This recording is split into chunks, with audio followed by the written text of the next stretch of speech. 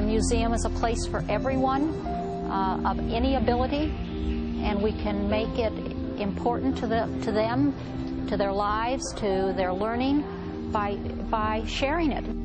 One of the things we strive for here at the Nelson is to be accessible to as many people as possible.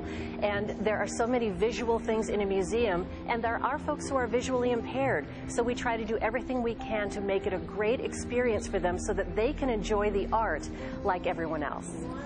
Alphapointe partnered with the Nelson this year. It's the Alphapointe's 100th birthday, and so once a month we are offering a tour for Alphapointe clients, but for anybody in the community who is visually impaired or blind. I want you to stretch your arms out. The descriptive tours and the tactile tours are not new to the Nelson-Atkins Museum. We've been doing them for some time, but we are delighted to be partnering with Alphapointe this year to help celebrate their 100th anniversary. And then slide it up.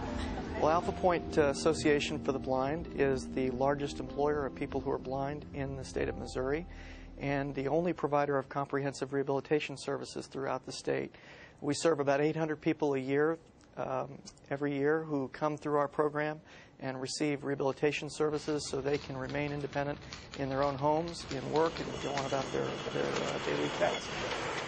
We chose 8 pieces of celebratory items that we can't touch. They're either paintings, they're behind glass, or they're just too fragile. We chose to pursue a partnership with the Nelson for a couple of different reasons. A lot of folks who are blind or visually impaired never really considered the Nelson as an option for them, you know, in terms of visiting, experiencing art. So we wanted to look into a way to make that accessible for someone with the vision impairment. So we started working with the docents over at the Nelson to come up with a tour that could not only be accessible but informative and entertaining as well. Now, the story of this painting that goes around, I think from the feedback that we received from our visitors who have been here, some of them have been here for tactile tours, is they like the descriptions, they like the stories, they like the mental image of a painting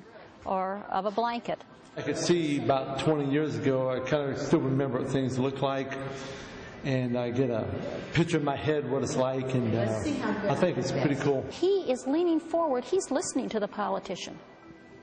He's listening. And what we have found is that so many of the folks who are visually impaired are really enjoying these tours, but we also see that our other visitors come along and listen into the tours because they find it so fascinating. Okay, imagine a pumpkin. It's an orange color, so you've got 10 of these orange plexiglass centers. It's exciting. It's exciting for me to be able to give it because the art is so wonderful and exciting, and to be able to share it with them in some manner is a thrill for me, and to see them enjoy it. And it's also a special treat to be able to touch the art with our gloves on, because we don't get to do that at any other time. So it's toy. I thought the tactile tour was really awesome, being able to feel the different shapes and the different feels of the roughness and the smoothness of each piece of artwork. Many people with a disability don't really realize that the arts community is open to them, and many arts organizations don't realize that people with disabilities have an interest in that. So we wanted to bring the two groups together and give them an option in terms of experiencing art in a different way. We try to make the Nelson-Atkins Museum as accessible as possible to as many people as possible, and partnering with Alphapointe this year to help celebrate their anniversary has been just a delightful experience for us. I learned that you can look at a piece 100 times over your lifetime, and then when you look at it to describe it to somebody who doesn't see or doesn't see well, you notice many more details. I can't tell you how much we all have learned just from having to think about describing it to people without vision. It's a different way of giving a tour, and I think it's very beneficial for all of us. It makes me want to look at every piece here in the museum in that way.